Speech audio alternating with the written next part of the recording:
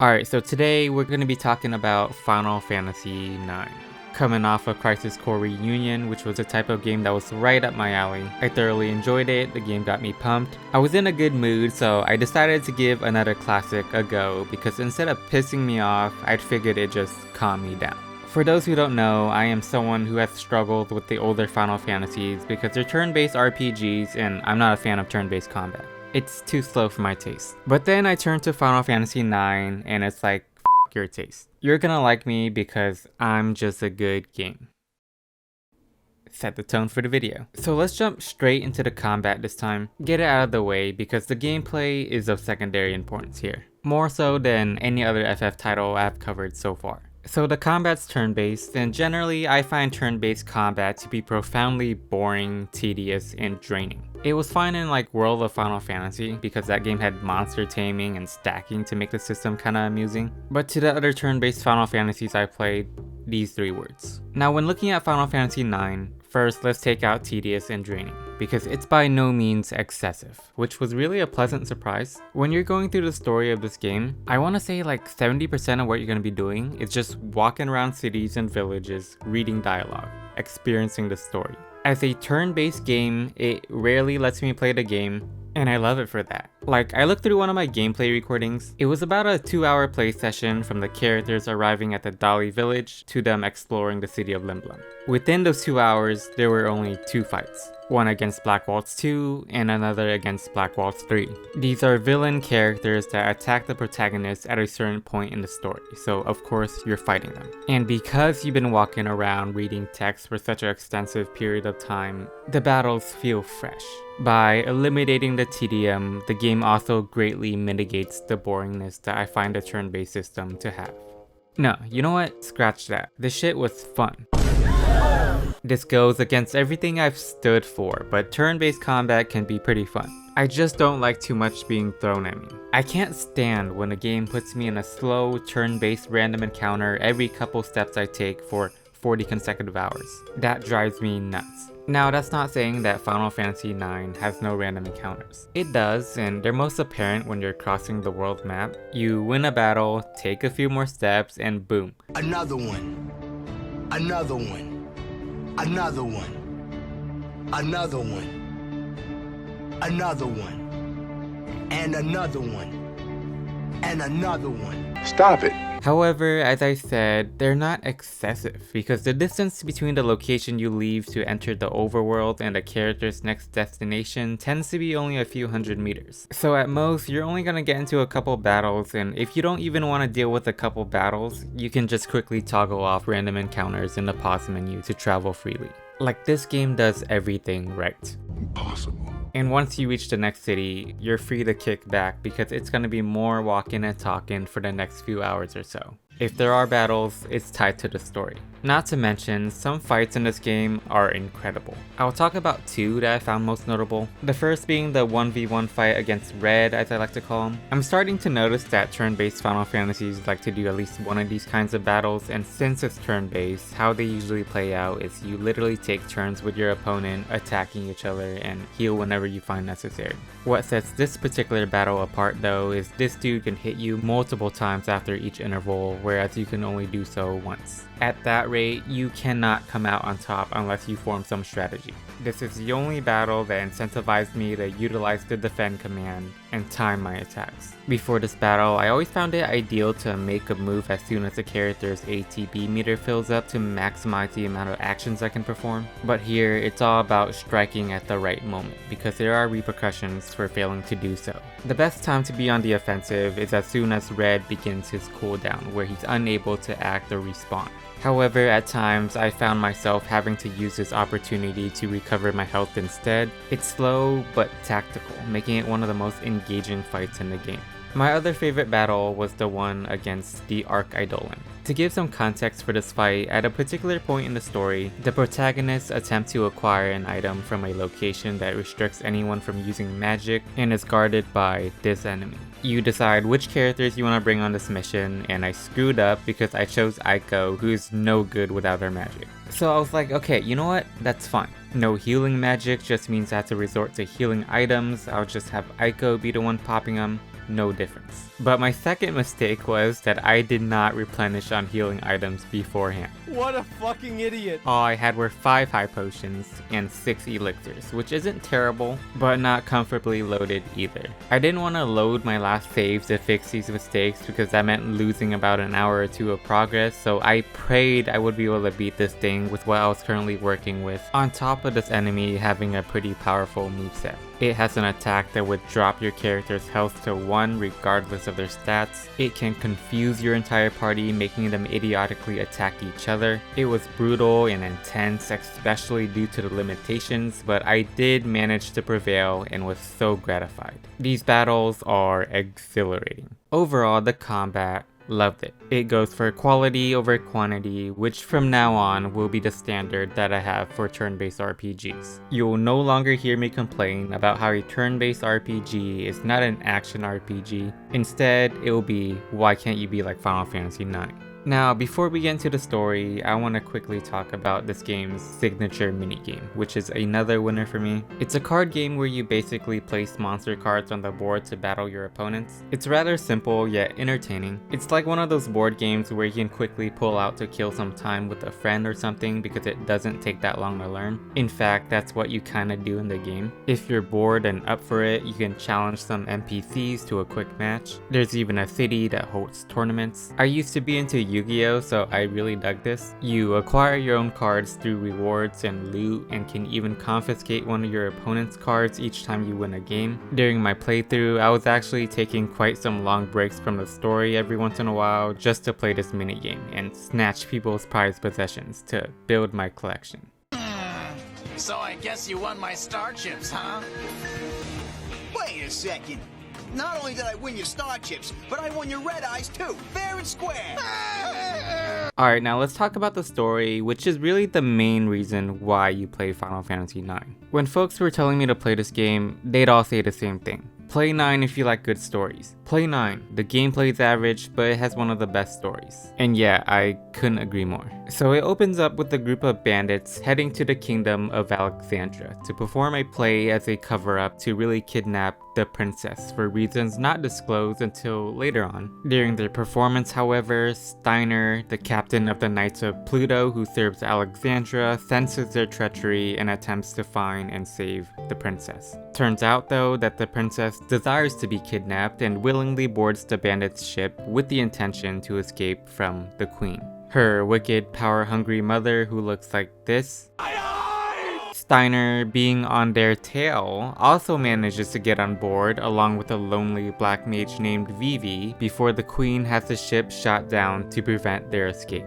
As a result, it crashes into a deadly forest full of monsters, forcing those on board to form a superficial alliance to get to safety, which sets the story in motion. The group includes Zidane, who's our main star here. He's a snarky thief who was part of that bandit group. It's like if Sly Cooper starred in a Final Fantasy game. If you know, you know. He's also depicted to be quite a player. You know, he's always trying to score with hot girls. To be real though, I don't think he's in the best universe to be that kind of character, but of course his primary love interest is Princess Garnet, who's the driving force of the majority of the story. As someone of royalty who escaped from her home and becomes acquainted with the other heroes, her unconditional care for her villainous mother gives her a lot to grapple with. We see how she often gets pulled from both sides of the conflict, which is further reinforced with Steiner in the picture. During the initial hours, his only goal is to take the princess back as he's loyal to Alexandra. He doesn't like Zidane as his intentions with her directly conflict with that. I find him to kind of mirror Barrett from Final Fantasy VII. He's not the lead of the game, but he is a leader of an organization. Kind of a goofball and always bickering with the main character, but eventually as the game's conflict grows more dire, their alliance becomes genuine, which you see coming from miles away,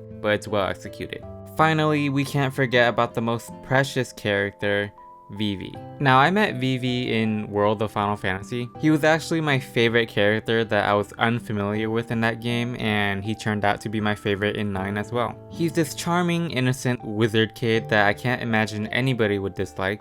That Vivi, You just can't help but like the kid, you know? It does take a tad bit longer to learn what significance he plays in the story. For a while, it'll seem like he's just tagging along on the journey, being cute and handy with his powerful black magic. But it's not until the characters reach the Dolly village where they discover that black mages are being manufactured, all looking very similar to Vivi. That's when players realize that Vivi is an artificial being. The black mages are being produced to form an army for the queen to conquer surrounding lands, being the power-hungry ruler that she is. So Vivi is essentially a defect within an assembly line built for destruction, making him question his purpose in life, which initiates this game's theme of existentialism that is later seen to be represented by other characters as well. Many struggle to derive meaning in their lives from within themselves rather than define their existence from external factors, and the legendary Victor Sullivan has something to say to that. Here's the thing, kid. We don't get to choose how we start in this life. Real greatness, it's what you do with the hand you're dealt. We see those who live by this inspiring quote transform into better individuals, whereas those who do not end up committing monstrous acts, which are mostly represented by the villains.